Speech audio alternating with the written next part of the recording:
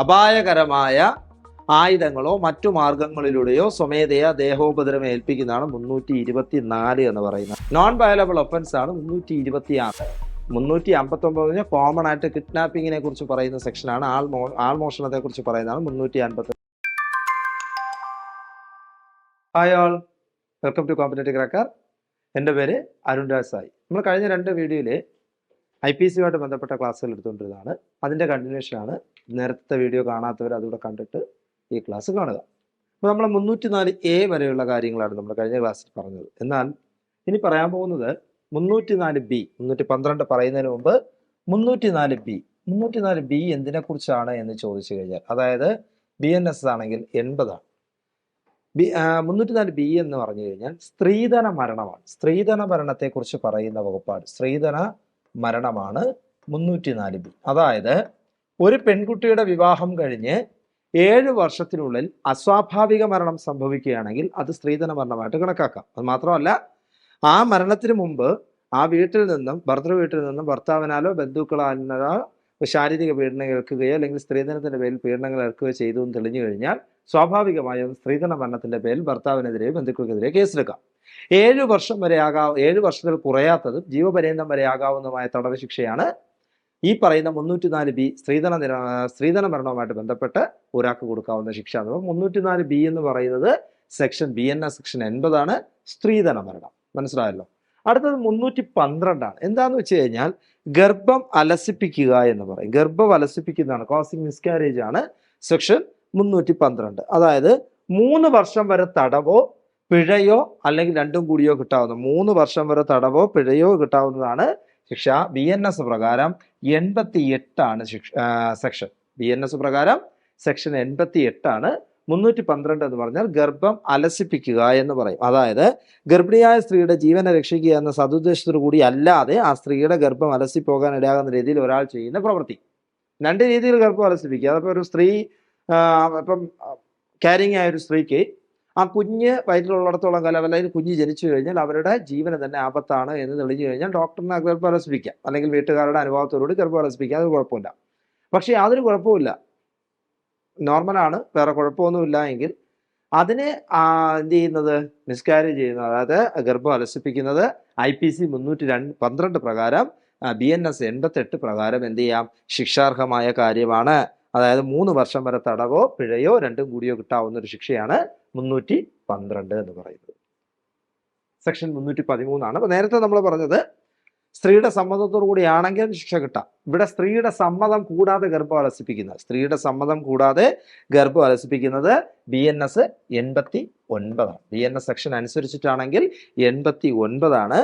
അതായത് സ്ത്രീയുടെ സമ്മതം കൂടാതെ ഗർഭം അലസിപ്പിക്കുന്ന പ്രവൃത്തി അല്ലെങ്കിൽ ഒരു കുറ്റകൃത്യം ചെയ്യുകയാണെങ്കിൽ സെക്ഷൻ 313 പ്രകാരമാണ് ശിക്ഷാർഹമല്ല. അതായത് 10 വർഷം വരെ ആകാവുന്ന ശിക്ഷയാണ്. 10 വർഷം വരെ ആകാവുന്ന തടവോ പിഴയോ അല്ലെങ്കിൽ രണ്ടും കൂടിയോ കിട്ടാം. 10 വർഷം വരെ ആകാവുന്ന തടവോ പിഴയോ രണ്ടും കൂടിയോ കിട്ടാവുന്ന ശിക്ഷയാണ് 313. 313 എന്ന് പറഞ്ഞാൽ ഓർമ്മിക്കുക, സ്ത്രീയുടെ സമ്മതം കൂടാതെ ഗർഭം അലസിപ്പിക്കുന്ന ഒരു കുറ്റകൃത്യം, ഗർഭം അലസിപ്പിക്കുന്ന ഒരു കൃത്യം ചെയ്തു കഴിഞ്ഞാൽ അതെന്താണ്, സെക്ഷൻ 313 അല്ലെങ്കിൽ BNS 89 അനുസരിച്ചിട്ട് 10 വർഷം വരെ ആകാവുന്ന തടവ് ശിക്ഷയോ പിഴയോ അല്ലെങ്കിൽ രണ്ടും കൂടിയോ കിട്ടാവുന്ന വകുപ്പാണ് 313. 314 ഗർഭം അലസിപ്പിക്കുക എന്ന ഉദ്ദേശത്തോടുകൂടി ചെയ്യുന്ന പ്രവൃത്തി മരണം സംഭവിക്കുന്നു. ഒരു സ്ത്രീയുടെ ഗർഭം അലസിപ്പിക്കുന്ന പ്രവൃത്തി ചെയ്യുന്നതിനിടയിൽ മരണം സംഭവിച്ചു കഴിഞ്ഞാൽ അത് ഞാൻ നേരത്തെ പറഞ്ഞതുപോലെ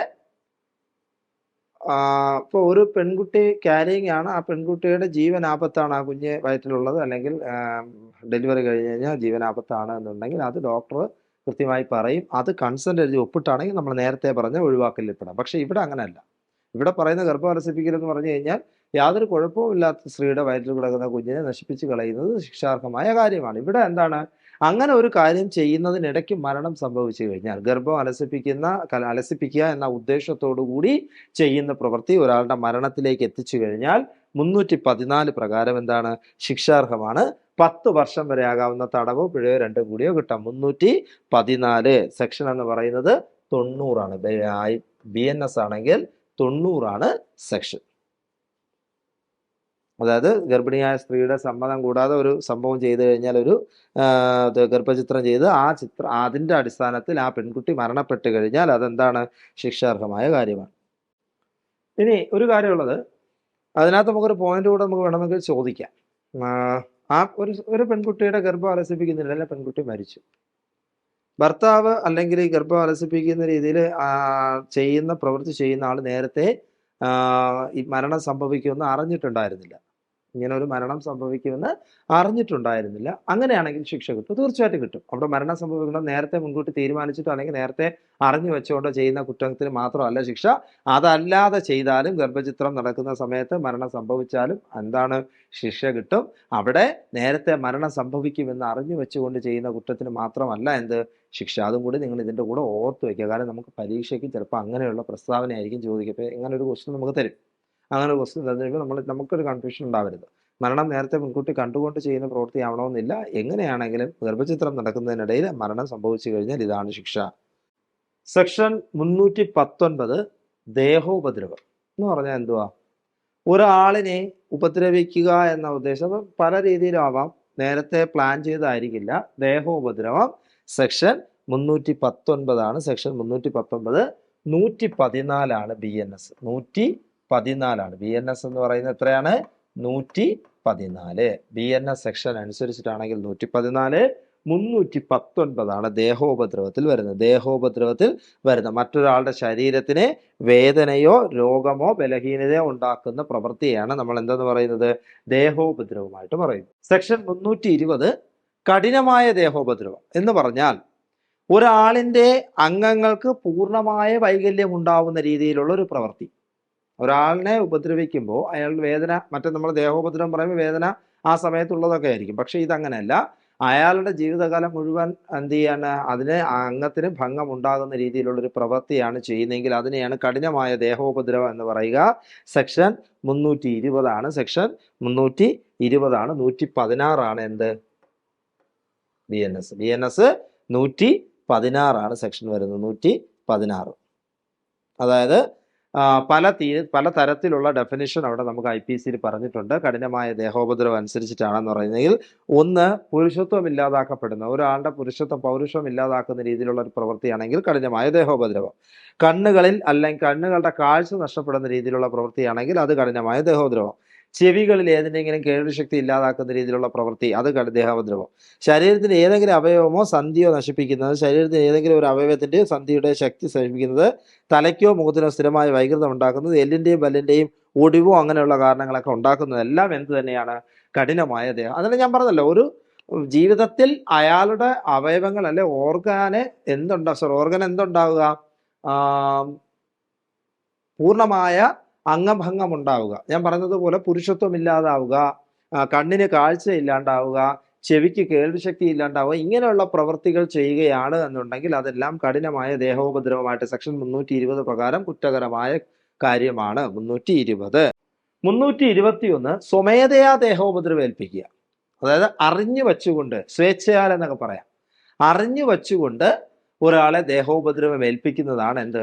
321 സ്വമേധയാ ദേഹോപദ്രവം ഏൽപ്പിക്കുക. 321 115 115 BNSന്റെ സെക്ഷൻ. 321 എന്ന് പറയുന്നത് 115 സ്വമേധയാ മറ്റൊരാൾക്ക് ദേഹോപദ്രവത്തിലൂടെ വേദനയോ അല്ലെങ്കിൽ ശരീരത്തിന് മുറിവോ ഉണ്ടാക്കുന്ന രീതിയാണ് എന്ത് ഈ പറയുന്നത്. ഒരാൾ തന്റെ പ്രവൃത്തിയാൽ മറ്റൊരാൾക്ക് ദേഹോപദ്രവം ഉണ്ടാക്കുമെന്നുള്ള ഉദ്ദേശത്തോടു കൂടി ഒരു പ്രവൃത്തി ചെയ്യുന്നു, അല്ലെങ്കിൽ അങ്ങനെ ഉണ്ടാകാൻ സാധ്യതയുണ്ടെന്ന അറിവോടുകൂടി ഒരു പ്രവൃത്തി ചെയ്യുന്നു. ഒരാൾക്ക് ദേഹോപദ്രവം ഉണ്ടാകുന്നത് പൂർണ്ണമായ അറിവ് വച്ചുകൊണ്ട് തന്നെ അയാളെ ഉപദ്രവിക്കുകയാണെങ്കിൽ അത് സ്വമേധയാ ദേഹോപദ്രവം ഏൽപ്പിക്കുന്നതാണ്. സെക്ഷൻ 321 BNS അനുസരിച്ച് 315 സെക്ഷൻ 322 സ്വമേധയാ കഠിനമായ ദേഹോപദ്രവം. നേരത്തെ പറഞ്ഞതുപോലെ തന്നെയാണ്. സ്വമേധയാ കഠിനമായ ദേഹോപദ്രവം എന്തുവാ? കഠിനമായ ദേഹോപദ്രവം എന്തുവാ? ഒരാളിന്റെ ശരീരത്തിന് പൂർണ്ണമായ അംഗഭംഗം ഉണ്ടാക്കുന്ന രീതിയിലുള്ള പ്രവൃത്തി ചെയ്യുക. അത് അറിഞ്ഞു വെച്ചുകൊണ്ട് ചെയ്യുന്നതിനാണ് സ്വമേധയാ കഠിനമായ ദേഹോപദ്രവം ഏൽപ്പിക്കുക. സെക്ഷൻ 322 സെക്ഷൻ 322 സെക്ഷൻ 322 എന്ന് പറയുമ്പോൾ 117 BNSൽ വരുന്നത്. 117 ഒരാൾ സ്വമേധയാ മറ്റൊരാൾക്ക് കഠിനമായ ദേഹോപദ്രവം ഉണ്ടാകണമെന്ന ഉദ്ദേശത്തോടു കൂടി ചെയ്യുന്നതിനെയാണ് പറയുന്നത്. ഇനി അടുത്തത് 323 സ്വമേധയാ ദേഹോപദ്രവം ഏൽപ്പിക്കുന്നതിനുള്ള ശിക്ഷ. നമുക്കറിയാം സ്വമേധയാ ദേഹോപദ്രവം എന്ന് പറയുമ്പോൾ എന്താണ്? സ്വമേധയാ ദേഹോപദ്രവം ഏൽപ്പിക്കുന്നത് 321. എന്നാൽ അതിന്റെ ശിക്ഷയെക്കുറിച്ച് പറഞ്ഞിരിക്കുന്ന വകുപ്പാണ് 323. മാറിപ്പോരുത്. 321 എന്ന് പറഞ്ഞാൽ സ്വമേധയാ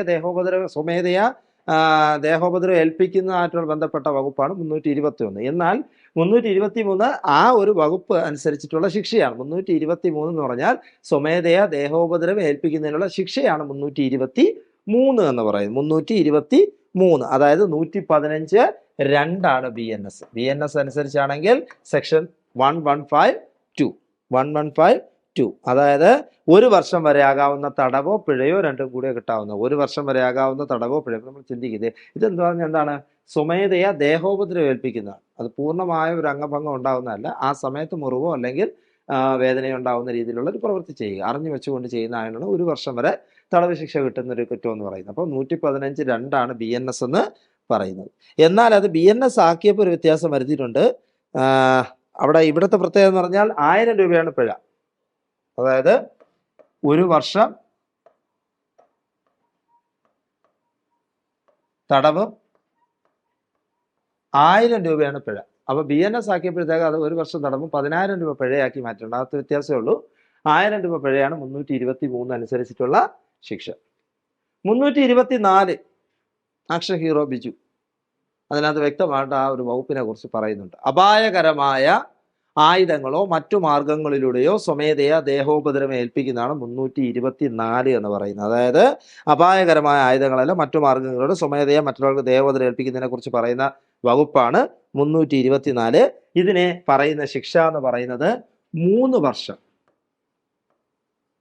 ഇപ്പൊ സെക്ഷൻ 324 അനുസരിച്ചിട്ടാണെങ്കിൽ 3 വർഷം തടവും പിഴയോ തടവോ പിഴയോ അല്ലെങ്കിൽ രണ്ടും കൂടിയോ കിട്ടാവുന്നതാണ് സെക്ഷൻ 324. അപായകരമായ ആയുധങ്ങളാലോ മറ്റു മാർഗങ്ങളിലൂടെ, അത് കൃത്യമായിട്ട് ആ സിനിമയിലും പറയുന്നുണ്ട്. മറ്റു മാർഗങ്ങൾ എന്തൊക്കെ? പലതരത്തിലാവാം. തോക്ക് കൊണ്ടുള്ള വെടി, അങ്ങനെയൊക്കെ പറയുന്നുണ്ട് അതിനകത്ത്. എന്താണ്? വിഷ കുത്തിവെക്കുക, ഇങ്ങനെയുള്ള കാര്യങ്ങളൊക്കെ ചെയ്യുന്നതാണ് സെക്ഷൻ 324. 3 വർഷം വരെ തടവ് ശിക്ഷ കിട്ടാവുന്ന വകുപ്പാണ് 324. 118(1) ആണ് BNS അനുസരിച്ചിട്ടാണെങ്കിൽ 118(1) 324. 3 വർഷം വരെ ആകാവുന്ന തടവോ പിഴയോ. ഇവിടെ പ്രത്യേകിച്ച് പിഴ എത്ര എന്ന് പറഞ്ഞിട്ടില്ല. എത്ര എന്ന് പറഞ്ഞിട്ടില്ല. പക്ഷെ BNS വ്യക്തമായിട്ട് പറഞ്ഞിട്ടുണ്ട് 20,000 രൂപ പിഴ. അതായത് BNS ആയപ്പോഴത്തേക്ക് അത് 20,000 ആക്കിയിട്ടുണ്ട്. എന്നാൽ IPC പ്രത്യേകിച്ച് പിഴ എത്ര രൂപയാണ് എന്ന് പറഞ്ഞിട്ടില്ല. 3 വർഷം വരെ ആകാവുന്ന തടവോ പിഴയോ രണ്ടും കൂടിയോ കിട്ടാവുന്ന ശിക്ഷയാണ് 324. അപായകരമായ ആയുധങ്ങളാലോ മറ്റു മാർഗങ്ങളിലൂടെ സ്വമേധയാ ദേഹോപദ്രവം ഏൽപ്പിക്കുക. 325 സ്വമേധയാ കഠിനമായ ദേഹോപദ്രവം ഏൽപ്പിക്കുന്നതിനുള്ള ശിക്ഷ. സ്വമേധയാ കഠിനമായ ദേഹോപദ്രവം ഏൽപ്പിക്കുന്നതിനുള്ള ശിക്ഷയാണ് പറയുന്നത് 325. അതായത് 117(2) BNS വരുമ്പോൾ 117(2) 117(2). അതായത് സ്വമേധയാ മറ്റൊരാൾക്ക് കഠിന ദേഹോപദ്രവം ഉണ്ടാക്കുന്നതിനുള്ള ശിക്ഷയെ കുറിച്ചിട്ടാണ് പറയുന്നത്. 7 വർഷം വരെ ആകാവുന്ന തടവും പിഴയായിരിക്കും. 7 വർഷം വരെ ആകാവുന്ന തടവും പിഴയുമാണ് 325. 7 വർഷം വരെ ആകാവുന്ന തടവും പിഴയുമാണ് 325. അടുത്ത 326 മാരകമായ ആയുധങ്ങളോ മറ്റു മാർഗങ്ങളിലൂടെയോ സ്വമേധയാ കഠിനമായ ദേഹോപദ്രവം ഏൽപ്പിക്കാനുണ്ടാകുന്ന ശിക്ഷ 326. അതായത് അപകടകരമായ ആയുധങ്ങളോ അല്ലെങ്കിൽ മറ്റു മാർഗങ്ങൾ ഉപയോഗിച്ച് സ്വമേധയാ മറ്റുള്ളവർക്ക് കഠിനമായ ദേഹോപദ്രവം ഏൽപ്പിക്കുന്നതിനെ പറ്റി പ്രതിപാദിക്കുന്ന വകുപ്പാണ് 326. ഇതിലൊരു കുഴപ്പമുണ്ട്. ജീവപര്യന്തമോ. നിങ്ങൾ ആ സിനിമ തന്നെ ആലോചിച്ചാൽ മതി. ആക്ഷൻ ഹീറോ ബിജു എന്ന് പറയുന്ന ഒരു സിനിമ തന്നെ നിങ്ങൾ ആലോചിച്ചാൽ മതി. 324 കൂടെ 326 കൂടെ ചേർത്തിട്ടുണ്ട് എന്ന് പറയുമ്പോൾ ആ സീൻ നിങ്ങൾക്ക് അറിയാമായിരിക്കും.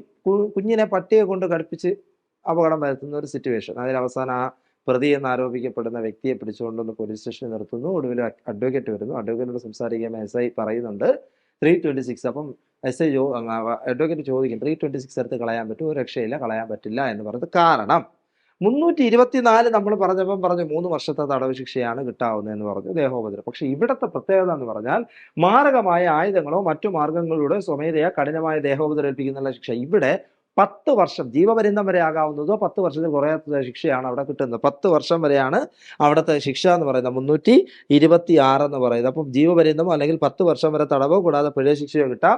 മാത്രമല്ല ഇത് എന്തുകൂടിയാണ്? നോൺ വയലബിൾ കൂടിയാണ്. നോൺ വയലബിൾ ഒഫൻസ് ആണ് 326. അതുകൊണ്ടാണ് ആ സിനിമയിൽ വ്യക്തമായിട്ട് ചോദിക്കുന്നത്, എടുത്ത് കളയാൻ പറ്റുമെന്ന്. പറ്റില്ല എന്ന് എസ് ഐ ബിജു പൗലോസ് പറയുന്നുമുണ്ട് അല്ലേ. ആ 326 എന്ന് പറഞ്ഞാൽ ഇതുകൊണ്ടാണ്. അതായത് ജീവപര്യന്തമോ അല്ലെങ്കിൽ 10 വർഷം വരെ ആകാവുന്ന തടവോ പിഴയോ കിട്ടാവുന്ന വകുപ്പാണ് 326. 326 118(2). അതായത് BNS അനുസരിച്ചാണെങ്കിൽ 118(2). 118(2) വരുന്നത്. അടുത്തത് 326A. 2-3 എക്സാമിന് ചോദിച്ചിട്ടുള്ള 326 എന്തിനെ കുറിച്ച് പ്രതിപാദിക്കുന്നു എന്ന് ചോദിച്ചാൽ, ആസിഡ് മുതലായവ ഉപയോഗിച്ചുകൊണ്ട് സ്വമേധയാ കഠിനമായ ദേഹോപദ്രവം ഏൽപ്പിക്കുക. ഞാൻ നേരത്തെ പറഞ്ഞു, കഠിനമായ ദേഹോപദ്രവത്തിലുള്ള പ്രത്യേകത എന്ന് പറഞ്ഞാൽ ശരീരത്തിന്റെ അംഗങ്ങൾക്ക് അല്ലെങ്കിൽ മുഖത്തിന് വ്യഗ്രത ഉണ്ടാക്കുക, കണ്ണിന് കാഴ്ചശക്തി ഇല്ലാതാക്കുക, കേൾവിശക്തി ഇല്ലാതാക്കുക, പൗരുഷം ഇല്ലാതാക്കുക തുടങ്ങിയ പ്രവൃത്തികളെല്ലാം സ്വമേധയാ അല്ലെങ്കിൽ കഠിനമായ ദേഹോപദ്രവത്തിൽ വരും. ഇവിടെ എന്താണ്? ആസിഡ് മുതലായവ ഉപയോഗിച്ചുകൊണ്ട് സ്വമേധയാ കഠിനമായ ദേഹോപദ്രവം ഏൽപ്പിക്കുക. 326A. 326A. 124(1). 1241 BNS അനുസരിച്ച് 1241 അതാണ് നമുക്ക് പറയുന്ന 326A എന്ന് പറയുന്നത്. അതായത് ആസിഡ് മുതലായവ ഉപയോഗിച്ച് സ്വമേധയാ മറ്റൊരാൾക്ക് കഠിനമായ ദേഹോപദ്രവം ഏൽപ്പിച്ചു കഴിഞ്ഞാൽ ശിക്ഷ എന്ന് പറഞ്ഞു കഴിഞ്ഞാൽ 10 വർഷം. എത്രയാണ് ശിക്ഷ എന്ന് പറഞ്ഞു കഴിഞ്ഞാൽ? 10 വർഷത്തിൽ കുറയാത്തത്, എന്നാൽ ജീവപര്യന്തം വരെ ആകാവുന്നത്. സെറ്റിന്റെ കാഠിന്യം പോലെ ഇരിക്കും. 10 വർഷത്തിൽ കുറയാത്തതും എന്നാൽ ജീവപര്യന്തം വരെ ആകാവുന്നതുമായ ശിക്ഷയാണ് 326A പ്രകാരം നമുക്ക് ഒരാൾക്ക് കിട്ടുന്നത്. അതായത് ഇപ്പം ശിക്ഷ പിഴയുണ്ട്. 10 വർഷം വരെ ആകാവുന്ന ശിക്ഷയും തടവും പിഴയും ഉണ്ടാകും. പിഴ എങ്ങനെയാന്ന് വെച്ച് കഴിഞ്ഞാൽ ഇരയാകുന്ന വ്യക്തിക്ക് കിട്ടുന്ന ചികിത്സാ ചെലവ് ഉൾപ്പെടെയുള്ള കാര്യങ്ങളെല്ലാം അതിനകത്ത് കവർ ചെയ്യണം. അതനുസരിച്ചിട്ടായിരിക്കും കോടതി എന്ത് ചെയ്യുന്നത്? പിഴ വിധിക്കുന്നത്. അടുത്ത 326B ആണ്. സ്വമേധയാ ആസിഡ് വലിച്ചെറിയുകയോ വലിച്ചെറിയാൻ ശ്രമിക്കുക. നേരത്തെ സ്വമേധയല്ല, ഇത് അറിഞ്ഞു വെച്ചുകൊണ്ട് ചെയ്യുന്ന ഒരു കാര്യമാണെങ്കിൽ 326B. 124(2). 1242 അതായത് BNS അനുസരിച്ചിട്ട് 124(2) ആണ് അവിടുത്തെ വകുപ്പ് എന്ന് പറയുന്നത്. ഓക്കെ, അവിടുത്തെ പ്രത്യേകത എന്ന് പറഞ്ഞു കഴിഞ്ഞാൽ എന്താ? സ്വമേധയാ മറ്റൊരാളുടെ നേർക്ക് ആസിഡ് വലിച്ചെറിയുകയോ വലിച്ചെറിയാൻ ശ്രമിക്കുകയോ ചെയ്യുന്ന പ്രവൃത്തി 5 വർഷത്തിൽ കുറയാത്തതും എന്നാൽ 7 വർഷം വരെ ആകാവുന്നതുമായ ശിക്ഷയും പിഴയുമാണ്. നോൺ വയലബിൾ ഒഫൻസുമാണ്. നോൺ വയലബിൾ ആണ് ഈ പറയുന്ന വകുപ്പ് എന്ന് പറയുന്നത്.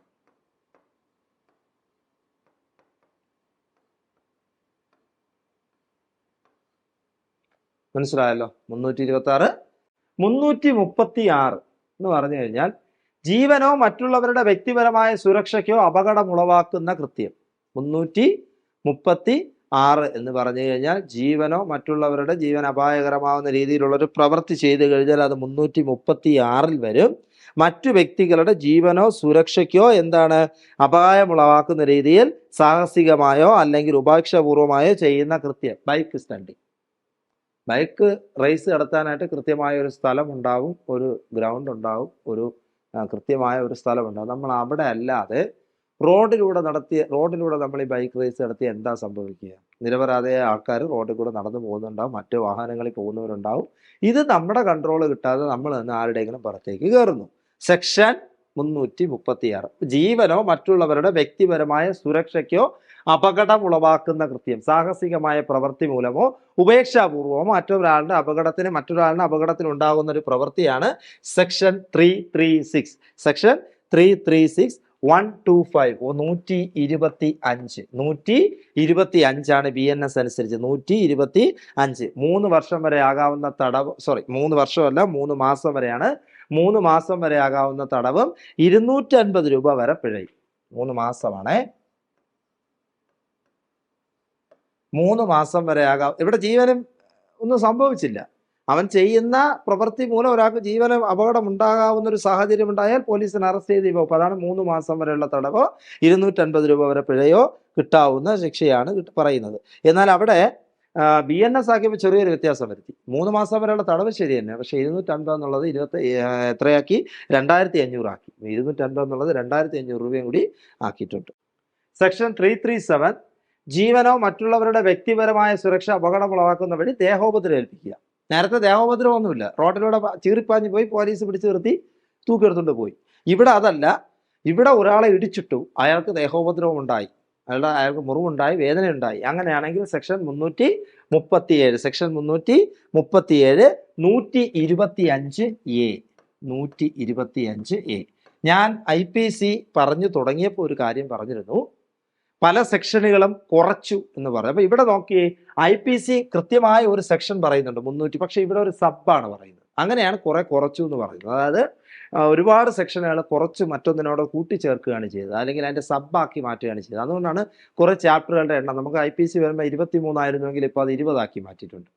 അതുപോലെ തന്നെ വകുപ്പുകളുടെ എണ്ണവും കുറച്ചിട്ടുണ്ട്. കുറഞ്ഞത് ഇങ്ങനെയാണ്. അപ്പോൾ നമുക്ക് 337 എന്ന് പറയുമ്പോൾ 125A ആണ് വരുന്നത്. നേരത്തെ അങ്ങനെയാണ് നമ്മൾ പറഞ്ഞത്, ഓരോന്നിനെയും ആ സെക്ഷൻ അനുസരിച്ച് 125A. ഇതാണ് ജീവനും മറ്റുള്ളവരുടെ വ്യക്തിപരമായ സുരക്ഷയ്ക്കും അപകടമുളവാക്കുന്ന രീതിയിൽ ദേഹോപദ്രവം ഏൽപ്പിക്കുന്നതാണ്. ഇത് 6 മാസം വരെ ആകാവുന്ന തടവും 500 രൂപ പിഴയും. 6 മാസം വരെ ആകാവുന്ന തടവും 500 രൂപ പിഴയും. 6 മാസം വരെ ആകാവുന്ന തടവും 500 രൂപയാണ് അതിൻ്റെ പിഴയെന്ന് പറയുന്നത്. എന്നാൽ BNS ആക്കിയപ്പോൾ നേരെ ഡബിൾ ആക്കിയിട്ടുണ്ട് പിഴ. 500 എന്നുള്ളത് എത്ര, ഡബിൾ അല്ല, 10 ഇരട്ടി ആക്കിയിട്ടുണ്ട്, 5000 ആക്കിയിട്ടുണ്ട്. 6 മാസം വരെയുള്ള തടവും 5000 രൂപ പിഴ. ഈ പോസ്റ്റർ നിങ്ങൾ കണ്ടു കാണും. WCPO CPOയുടെ ക്ലാസ്സുകൾ ആരംഭിച്ചു. നമ്മളെല്ലാ ക്ലാസ്സിലും പറയുന്നതാണ്, വളരെ വേഗം തന്നെ അഡ്മിഷൻ എടുക്കുക. കുറച്ച് ദിവസമേ ഉള്ളൂ, ഒരു 10 എന്താ പറയുക, ഒരു 60 ദിവസത്തിന് താഴെ നമുക്കുള്ളൂ സമയം. ഈ സമയം കൊണ്ടാണ് നമ്മൾ പഠിച്ചു തീർക്കേണ്ടത്. അപ്പോൾ ഇതുവരെ പഠിച്ചു തുടങ്ങാത്തവരും പഠിച്ചിട്ട് ഇതുവരെ ഒരു സിസ്റ്റമാറ്റിക് ആകാത്തവരും തലയിൽ കയറാത്തവരും ഒക്കെ ഒന്ന് ക്ലാസ്സിനെ കുറിച്ച് ആലോചിക്കുക, ക്ലാസ് അറ്റൻഡ് ചെയ്യാനായിട്ട് ശ്രമം നടത്തുക. കാരണം നിങ്ങൾക്ക് കൂടുതൽ ക്ലാസ്സുകൾ നമുക്ക് മാക്സിമം ക്ലാസ് തരിക എന്ന ഉദ്ദേശത്തോടുകൂടി തുടങ്ങിയൊരു ബാച്ചാണ്. നല്ല രീതിയിലുള്ള ക്ലാസ്സാണ് ഇപ്പോൾ നടന്നുകൊണ്ടിരിക്കുന്നത്. പിള്ളേരുടെ ഭാഗത്തു നിന്നും നല്ല രീതിയിലുള്ള ഫീഡ്ബാക്കാണ് നമുക്ക് കിട്ടുന്നത്. അപ്പം ക്ലാസ്സിന് മാക്സിമം അറ്റൻഡ് ചെയ്യുക. നമ്പർ കൊടുത്തിട്ടുണ്ട് 8590202323 എന്ന നമ്പറിൽ കോൺടാക്ട് ചെയ്യുക. ഇന്ന് തന്നെ എന്ന് പറയുന്ന സമയം ഇന്ന് തന്നെ അഡ്മിഷൻ എടുക്കുക. അപ്പോൾ അടുത്തത് സെക്ഷൻ 338 കുറിച്ചാണ് പറയുന്നത്. ജീവനോ മറ്റുള്ളവരുടെ വ്യക്തിപരമായ സുരക്ഷയ്ക്ക് അപായമാക്കുന്ന കൃത്യത്താൽ കഠിനമായ ദേഹോപദ്രവം ഏൽപ്പിക്കുക. ഒരാളെ ബൈക്ക് കൊണ്ട് ഇടിച്ചിട്ടു, നേരത്തെ പറഞ്ഞത് ചെറിയൊരു മുറിവ് അല്ലെങ്കിൽ വേദന ഉണ്ടായി എന്നുള്ളത്, പക്ഷെ ഇവിടെ അഴിച്ചിട്ടു, അയാളുടെ ജീവിതകാലം മുഴുവൻ അയാൾക്ക് അനുഭവിക്കുന്ന രീതിയിൽ എന്താ പറയുന്ന ഓർഗൻ എന്തെങ്കിലും പ്രശ്നമുണ്ടായി എങ്കിൽ അതാണ് കഠിനമായ ദേഹോപദ്രവം ഏൽപ്പിക്കുക എന്ന് പറയുന്നത്. കഠിനമായ ദേഹോപദ്രവം ഏൽപ്പിക്കുന്ന section 338 125B 125B. BNS അനുസരിച്ചിട്ടാണെങ്കിൽ 125B. 2 വർഷം വരെ ആകാവുന്ന തടവ് ശിക്ഷയോ 1000 രൂപ പിഴയോ. 2 വർഷം വരെ ആകാവുന്ന തടവോ 1000 രൂപ പിഴയോ ആണ് ഇതിന് കൊടുക്കുന്നത്. 1000 രൂപ പിഴയോ ആണ് കൊടുക്കുന്നത്. 2 വർഷം വരെ ആകാവുന്ന തടവ് ശിക്ഷയോ 1000 രൂപ പിഴയോ ആണ്. എന്നാൽ BNS ആക്കിയപ്പോൾ ഒരു ചെറിയൊരു മാറ്റം വരുത്തി. 3 വർഷം വരെയുള്ള തടവ് 1000 രൂപ എന്നുള്ളത് എത്രയാക്കി, 10000 രൂപയാക്കിയിട്ടുണ്ട്. 3 വർഷം വരെയുള്ള തടവും 1000. അപ്പോൾ നമ്മൾ IPC അനുസരിച്ചിട്ടാണെങ്കിൽ 2 വർഷവും 1000 രൂപയാണ്. 2 വർഷവും 1000 രൂപയാണ്. സെക്ഷൻ 339 അന്യായമായ തടസ്സപ്പെടുത്തൽ. സെക്ഷൻ 339 അന്യായമായ തടസ്സപ്പെടുത്തൽ. ഒരാൾ ഒരു വ്യക്തിയെ ഒരു പോകുന്ന ദിശയിലേക്ക് പോകുന്നതിന് പകരം അയാളെ തടഞ്ഞു നിർത്തുക എന്ന് പറയും. അതിനെ അന്യായമായ തടസ്സപ്പെടുത്തൽ. അതായത് താഴെ പറയുന്ന സാഹചര്യങ്ങൾ ഒരാൾ മറ്റൊരാളെ തടസ്സപ്പെടുത്തുന്നു എന്ന രീതിയിൽ മാറ്റാം. എങ്ങനെയെന്ന് പറഞ്ഞാൽ, 1, അയാൾ സ്വമേധയാ ഒരു വ്യക്തിയെ തടഞ്ഞിരിക്കണം. അത്തരത്തിൽ തടസ്സം സൃഷ്ടിക്കുന്ന ഏതെങ്കിലും ഒരു ദിക്കിലേക്ക് പോകുവാൻ ആ വ്യക്തിക്ക് അവകാശമുള്ളപ്പോൾ ആ വ്യക്തിയെ ആ മാർഗത്തിലൂടെ സഞ്ചരിക്കാൻ അനുവദിക്കാതിരിക്കുക. ഞാൻ ഇങ്ങനെ നടന്നു പോകുന്നു, എനിക്ക് ആ പോകുന്ന വഴിയിലൂടെ നടന്നു പോകാനുള്ള എല്ലാ അവകാശവും ഉണ്ട് എന്നിരിക്കെ മറ്റൊരു വ്യക്തി എന്നെ തടഞ്ഞു നിർത്തുന്നു. തടയുവാനുള്ള അവകാശമില്ല എന്ന് ആ മനുഷ്യന് കൃത്യമായിട്ട് അറിയാം, എങ്കിലും എന്നെ തടയുന്നു. അത് സെക്ഷൻ 339 അന്യായമായ തടസ്സപ്പെടുത്തൽ. അന്യായമായ തടസ്സപ്പെടുത്തലാണ് വരുന്നത്. സെക്ഷൻ 340 അന്യായമായ തടഞ്ഞു വയ്ക്കൽ വരും. അന്യായമായ തടഞ്ഞു വയ്ക്കലാണ് സെക്ഷൻ 340. അന്യായമായ തടഞ്ഞു വയ്ക്കലാണ്. ഒരാൾ മറ്റൊരാളെ അന്യായമായി എന്ത് ചെയ്യാണ്, തടങ്കല്ല് അല്ലെങ്കിൽ വച്ചിരിക്കുന്നതായി പറയുന്ന അന്യായമായ തടങ്കല്ല് വച്ചിരിക്കുന്നത് 340 അയാളെ വ്യക്തി അന്യായ നിയന്ത്രണത്തിന് വിധേയനായിരിക്കുന്നത്. അപ്രകാരം തടഞ്ഞു വെച്ചിരിക്കുന്ന അയാൾ ഒരു നിശ്ചിത പരിധിക്ക് പുറത്ത് പോകുന്നതിൽ നിന്നും തടയത്തക്ക രീതിയിലായിരിക്കണം. ഒരാള് പോകുന്ന ഒരു വഴി അയാളെ എന്ത് ചെയ്യാണ്, തടഞ്ഞു വെക്കുകയാണെങ്കിൽ അയാളെ ഈ പറയുന്നത് പോലെ 340 പ്രകാരം അന്യായമായ തടഞ്ഞു വെക്കലായിരിക്കും. ഒരാൾക്ക് പോകുന്ന അയാളുടെ പ്രവർത്തനത്തെ ബാധിക്കുന്ന രീതിയിൽ തടഞ്ഞു വെക്കുകയാണെങ്കിൽ അത് സെക്ഷൻ 340. സെക്ഷൻ 341 നമ്മൾ നേരത്തെ പറഞ്ഞ സെക്ഷനാണ്. 339 അന്യായമായ തടസ്സപ്പെടുത്തൽ, അതിനുള്ള ശിക്ഷയാണ്. 341 എന്ന് പറഞ്ഞാൽ അതിനുള്ള ശിക്ഷയാണ് 126 126 BNS അനുസരിച്ചിട്ടാണെങ്കിൽ സെക്ഷൻ 341 അന്യായമായ തടസ്സപ്പെടുത്തുന്നതിനുള്ള ശിക്ഷയാണ് 341. 1 മാസത്തെ തടവ് 500 രൂപ പിഴ. 1 മാസത്തെ തടവ് 500 രൂപ പിഴ.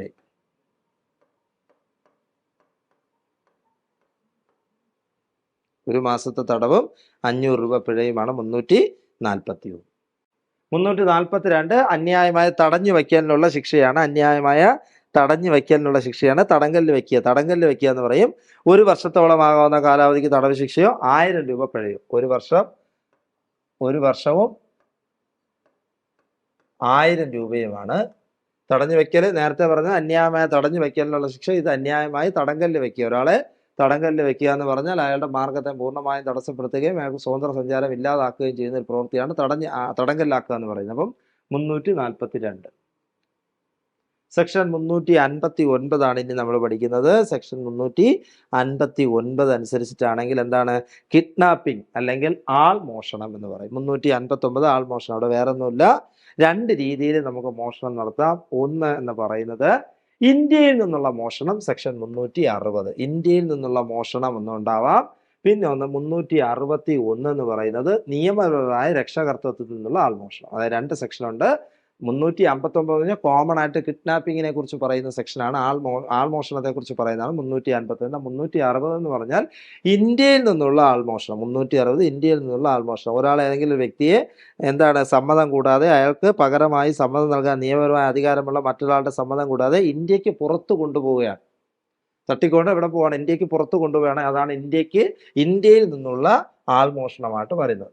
എന്നാൽ 361 നോക്കിയ നിയമപരമായ രക്ഷകർത്താവ്. ഒരു കുട്ടിയുടെ ഉത്തരവാദിത്വമുള്ള രക്ഷകർത്താക്കളോടോ അവരോടോ പെർമിഷൻ ചോദിക്കാതെ എന്ത് ചെയ്യുന്നു? കുട്ടിയെ തട്ടിക്കൊണ്ടു പോകുന്നതിന് ഏത് സെക്ഷനിൽ വരാം? 361 വരാം. സെക്ഷൻ 362 എന്ന് പറയുന്നത് എന്താണ്? ആളപഹരണമാണ്. അതായത് അബ്ഡക്ഷൻ എന്ന് പറഞ്ഞു കഴിഞ്ഞാൽ എന്താണ്? തട്ടിക്കൊണ്ടു പോവുക എന്ന് പറയും. തട്ടിക്കൊണ്ടു പോകലിനെ കുറിച്ച് പറയുന്നതാണ് 362. ഒരാൾ മറ്റൊരാളെ ഒരു സ്ഥലത്ത് പോകാനായി നിർബന്ധിച്ച് അല്ലെങ്കിൽ ബലപ്രയോഗത്തിലൂടെ ഒരു സ്ഥലത്ത് നിന്ന് ബലപ്രയോഗത്തിലൂടെ കൊണ്ടുപോകുന്നതിന് എന്തെന്ന് പറയാം? ആളപഹരണം എന്ന് പറയാം. ഇനി 363 നമ്മൾ നേരത്തെ പറഞ്ഞ 359, 60, 61 തുടങ്ങിയ സെക്ഷൻ ആൾ മോഷണത്തിനുള്ള ശിക്ഷയാണ് 363 എന്ന് പറയുന്നത്. 7 വർഷമാണ് ശിക്ഷ. 7 വർഷം വരെ ആകാവുന്ന തടവ് ശിക്ഷയും പിഴയുമാണ് കിട്ടുന്നത്. 7 വർഷം വരെ ആകാവുന്ന തടവും പിഴയുമാണ് കിഡ്നാപ്പിങ്ങിന് കൊടുക്കുന്ന ശിക്ഷ എന്ന് പറയുന്നത്. ആൾ മോഷണത്തിനുള്ള ശിക്ഷ എന്ന് പറയുന്നത് 7 വർഷം വരെ ആകാവുന്ന തടവും പിഴയുമായിരിക്കും കൊടുക്കുക. അപ്പൊ ഇത്രയാണ് നമ്മൾ ഇന്ന് പറയുന്ന കാര്യങ്ങൾ. ഇത്രയൊക്കെ നിങ്ങൾക്ക് ഓരോ ക്ലാസ് കഴിയുമ്പോഴും നിങ്ങൾക്ക് ഓരോ വകുപ്പുകൾ മനസ്സിലായി വരുന്നു എന്ന വിശ്വാസത്തോടു കൂടിയാണ് നമ്മുടെ ക്ലാസ്സുകൾ മുന്നോട്ട് കൊണ്ടുപോകുന്നത്. ഒരു പ്രയോജനവുമില്ലാതെ ക്ലാസ് കേട്ടുകൊണ്ടിരിക്കരുത്. ഞാൻ പറഞ്ഞതുപോലെ ക്ലാസ്സിൽ ജോയിൻ ചെയ്യേണ്ടവർ ഇന്ന് തന്നെ കോമ്പറ്റേറ്റീവ് ക്രാക്കറുമായിട്ട് കോൺടാക്ട് ചെയ്യുക. ക്ലാസ്സിൽ എത്രയും പെട്ടെന്ന് ജോയിൻ ചെയ്യുക. കാരണം നമ്മുടെ ലൈവും റെക്കോർഡ് ക്ലാസ്സൊക്കെ കൂടെ ആകുമ്പോഴത്തേക്ക് നിങ്ങൾക്കൊരു സിസ്റ്റമാറ്റിക് ആയിട്ട് മുന്നോട്ട് പഠിച്ചു പോകാൻ കഴിയും. പിന്നെ ഉള്ള പ്രത്യേകത എന്ന് പറയുന്നത് ക്ലാസ്സുകളെല്ലാം കൃത്യമായിട്ട് തരുന്നു എന്നുള്ളതാണ്. ഒരിക്കലും ക്ലാസ്സിൽ ജോയിൻ ചെയ്തതിന് ശേഷം പിന്നെ ആ ക്ലാസ് തരാതിരിക്കുക, ഈ ക്ലാസ് അങ്ങനെയൊന്നുമില്ല. എല്ലാം കൃത്യമായിട്ട് തന്നെ നിങ്ങൾക്ക് ക്ലാസ്സുകൾ കിട്ടും. കൃത്യമായ PDF നോട്ട്സ് ഉണ്ടാവും. അത് വെച്ച് തന്നെ നിങ്ങൾക്ക് പഠിച്ചാൽ മതിയാവും. കൂടുതലായിട്ട് മാർക്ക് വാങ്ങാൻ സാധിക്കും. റാങ്ക് ലിസ്റ്റ് കയറാനും സാധിക്കും.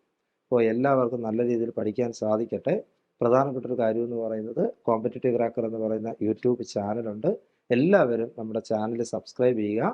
അതുപോലെ തന്നെ എല്ലാ കോമ്പറ്റേറ്റീവ് എക്സാം എഴുതുന്ന നിങ്ങളുടെ കൂട്ടുകാർക്ക് ഇത് ഷെയർ ചെയ്യുക.